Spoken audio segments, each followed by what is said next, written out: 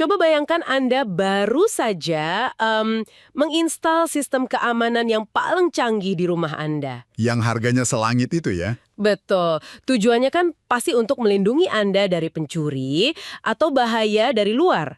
Tapi ada satu masalah besar nih. Sistem ini tuh begitu sensitif, sampai-sampai alarmnya bunyi memekakkan telinga setiap kali ada sehelai daun kering yang jatuh di halaman. Atau sekedar ada kucing liar yang numpang lewat di depan pagar? Persis. Anda jadi nggak bisa tidur, Anda nggak bisa bersantai sama sekali. Setiap detik, terasa kayak ancaman hidup dan mati. Nah, menurut literatur sains terbaru, seperti itulah persisnya otak seseorang yang hidup dengan borderline personality disorder atau BPD bekerja. Dan bayangkan kalau alarm itu terus-menerus berbunyi selama bertahun-tahun.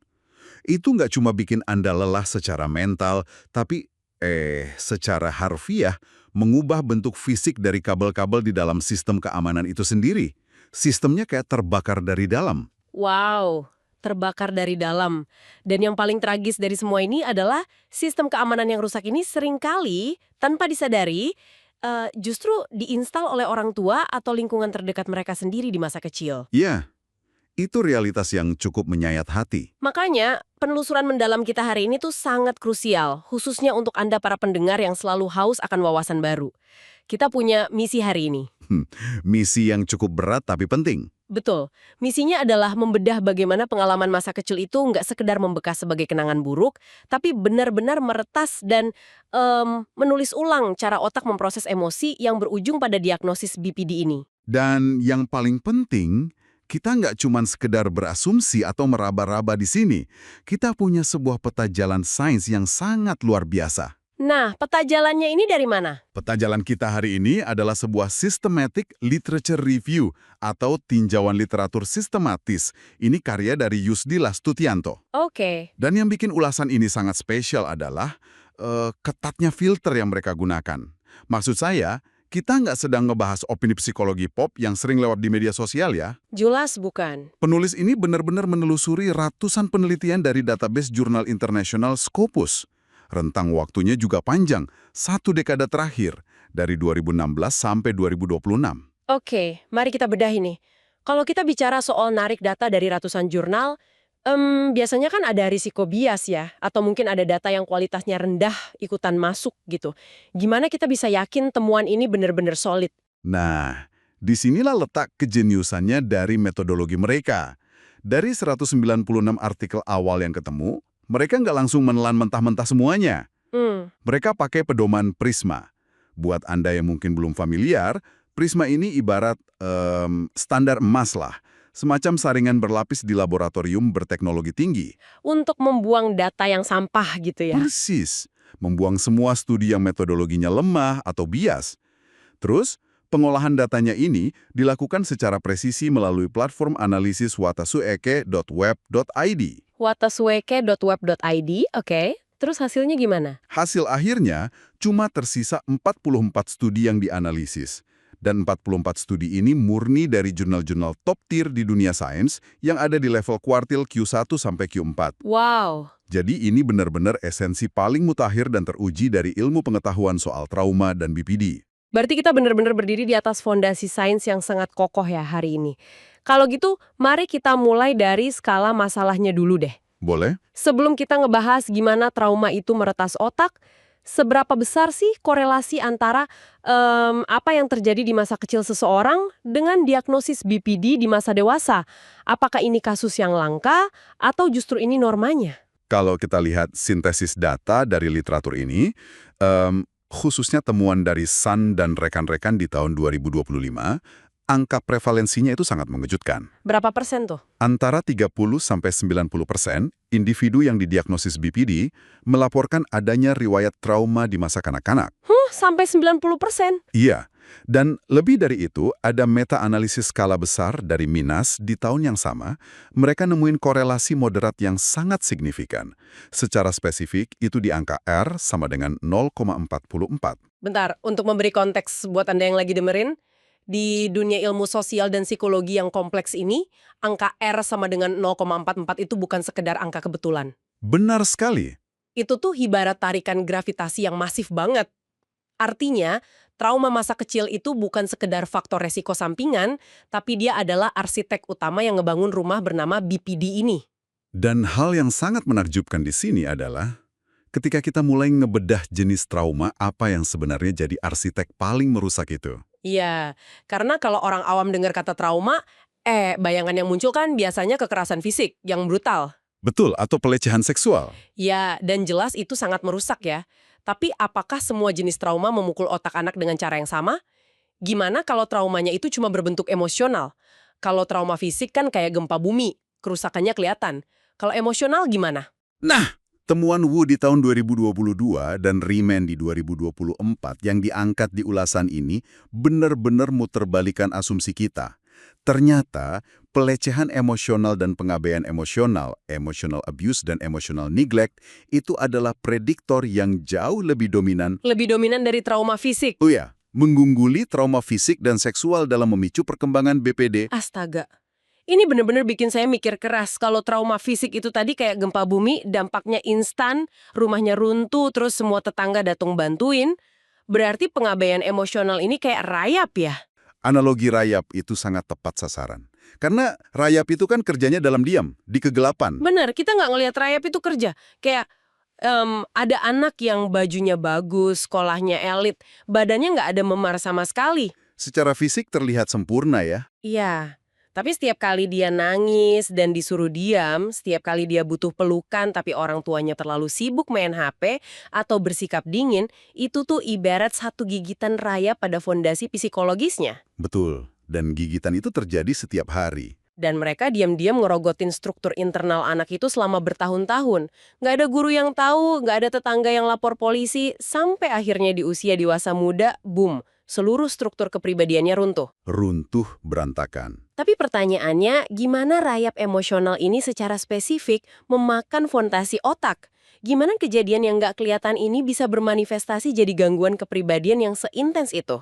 Oke, proses runtuhnya fondasi itu sebenarnya dimediasi oleh satu mekanisme sentral yang bertindak sebagai jembatan, yaitu disregulasi emosi. Disregulasi emosi. Iya, studi dari Ciringoni di 2025 dan riset klasiknya Fossati di 2015 dalam literatur ini dengan tegas menggarisbawahi hal itu. Dan untuk memahaminya, kita harus pakai lensa dari model biososial yang dirumuskan oleh Marsha Linehan. Oke, apa itu model biososial? Model ini menyatakan kalau BPD itu nggak muncul dari ruang hampa, dia meledak ketika ada dua elemen yang bertabrakan. Pertama, kerentanan biologis bawaan, dan kedua, lingkungan yang nggak memvalidasi, atau istilahnya invalidating environment.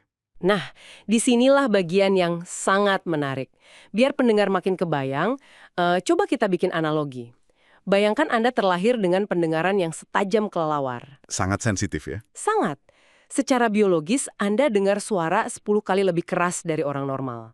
Ini analogi kerentanan biologis Anda terhadap emosi. Jadi Anda merasakan sedih atau marah dengan intensitas yang membakar. Tapi kemudian Anda dibesarkan di rumah di mana keluarganya itu sering teriak-teriak, banting pintu, atau sebaliknya nyuekin Anda sama sekali.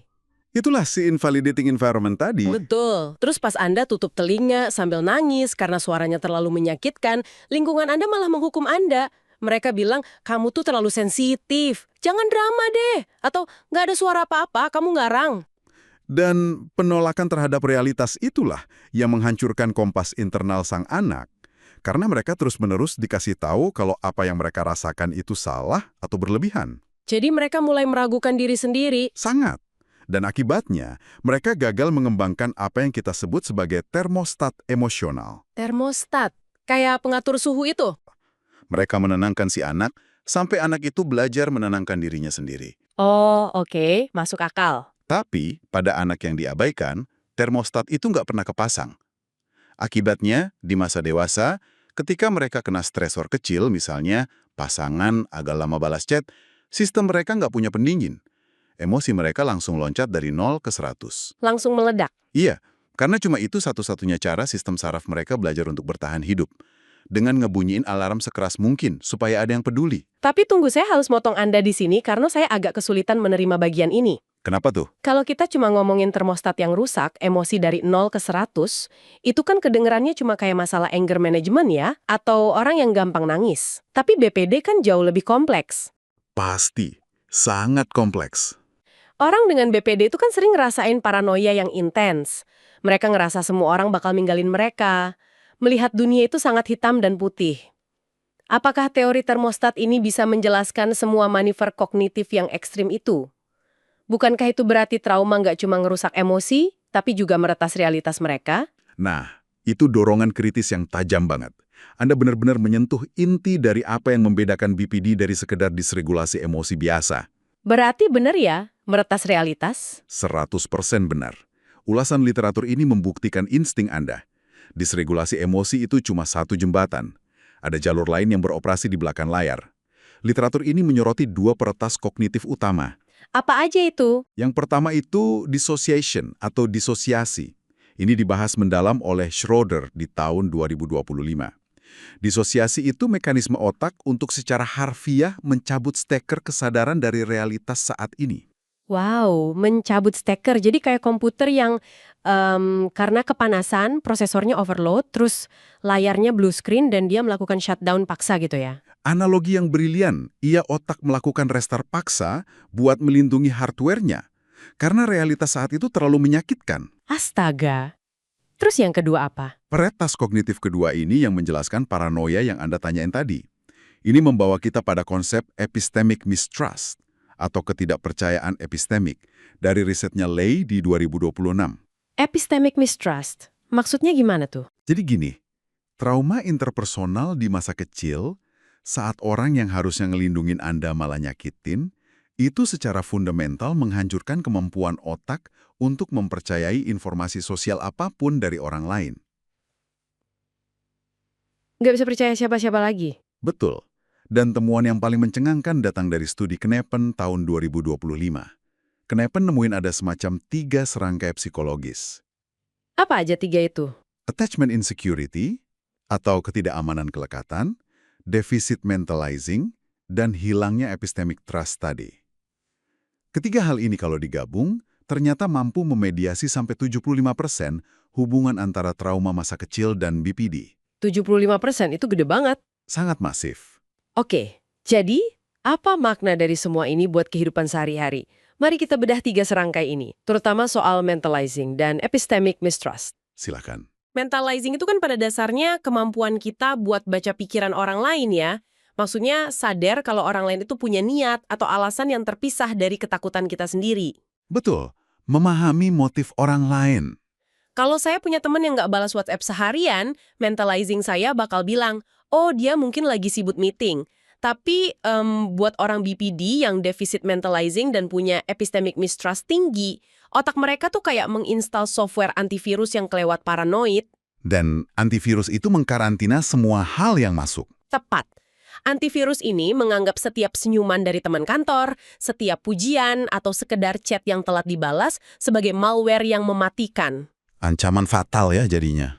Iya, pas chat nggak dibalas, otak mereka nggak mikir, oh dia sibuk, otak mereka malah teriak, dia benci sama aku, dia mau ninggalin aku, persis kayak orang tuaku dulu. Jadi mereka hidup di realitas virtual di mana setiap interaksi manusia itu dicurigai sebagai manipulasi. Dan bayangkan, kalau software antivirus itu nyala terus, memindai ancaman pada tingkat maksimum, 24 jam sehari, 7 hari seminggu. Wah, bakal capek banget otaknya. Sangat. Sistem akan mengalami overload dan kelelahan ekstrim. Kelelahan kognitif inilah yang memperparah emosi mereka. Seluruh kalori di otak habis dipakai buat mendeteksi bahaya yang sebenarnya nggak ada. Jadi ini semua ngebentuk lingkaran setan ya. Ini ngasih kita realisasi yang cukup menakutkan, tapi di saat yang sama juga membebaskan. Membebaskan dalam artian apa? Ya, kalau kita lihat sistem ini kerja siang malam, berarti mereka nggak sekedar memilih untuk marah-marah kan? Mereka nggak sengaja pengen jadi toksik atau manipulatif. Ini kedengarannya sistem biologis mereka udah dikonfigurasi ulang secara total. Jika kita menghubungkan ini dengan gambaran yang lebih besar, kita akan tiba pada kesimpulan sains yang paling radikal dalam 1 dekade terakhir. Kesimpulan apa itu? Virus persepsi ini bukan cuma pola pikir abstrak yang melayang di alam psikologis, dia udah berubah jadi daging dan darah. Literatur yang disintesis Yusdillah Stutianto ini memperlihatkan lompatan dari psikologi murni menuju neurobiologi. Trauma benar-benar mengubah arsitektur fisik otak. Sebentar, biar jelas buat para pendengar. Ketika Anda bilang mengubah arsitektur fisik, maksudnya kalau kita scan otak mereka, bentuknya benar-benar beda secara fisik dari orang tanpa trauma. Secara harfiah berbeda. SLR ini ngutip studi neuroimaging dari Grecucci di 2023. Pengalaman trauma kronis membanjiri otak anak dengan kortisol, hormon stres. Oke. Bayangkan, kortisol ini kayak cairan asam yang pelan-pelan ngikis sirkuit otak. Hasilnya, area otak yang namanya amigdala, ini pusat alarm rasa takut, jadi hiperreaktif dan membesar. Amigdalanya bengkak gitu ya? Iya, berkedip merah terus. Di saat yang sama, cairan asam kortisol ini menghambat perkembangan korteks prefrontal di bagian depan otak. Yang tugasnya buat logika itu kan? Betul. Korteks prefrontal itu remnya, pusat logika dan pemecahan masalah. Jadi, Anda punya sistem alarm yang terlalu besar, dihubungkan dengan sistem rem yang aus dan terlalu tipis. Astaga, berarti kayak mobil yang mesinnya jet, tapi kampas remnya blong. Analogi yang sangat akurat. Dan apakah perubahan biologis ini cuma berhenti di otak aja? Nggak berhenti di sana. Riset Sun di 2025 menemuin adanya perubahan permanen pada biomarker terkait respons stres di seluruh tubuh. Seluruh tubuh, kayak detak jantung gitu? Betul. Detak jantung mereka, kadar peradangan dalam darah mereka, semuanya nunjukin profil biologi seseorang yang lagi diserang predator di alam liar. Padahal mereka lagi duduk santai di ruang tamu. Persis.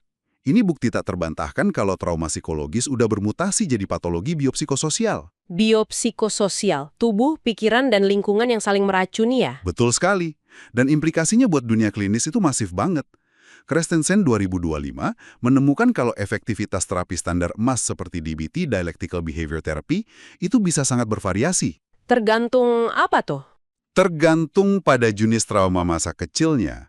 Pasien dengan riwayat pelecehan emosional yang ekstrim ngerespon terapi secara berbeda dari yang mengalami trauma fisik, karena kerusakan hardware di otaknya juga beda polanya. Wow, jadi nggak bisa dipukul rata? Nggak bisa. Ditambah lagi komorbiditasnya naik drastis. Mereka jadi sangat rentan depresi berat dan PTSD. Kita nggak bisa ngobatin gejalanya cuma pakai satu pil ajaib.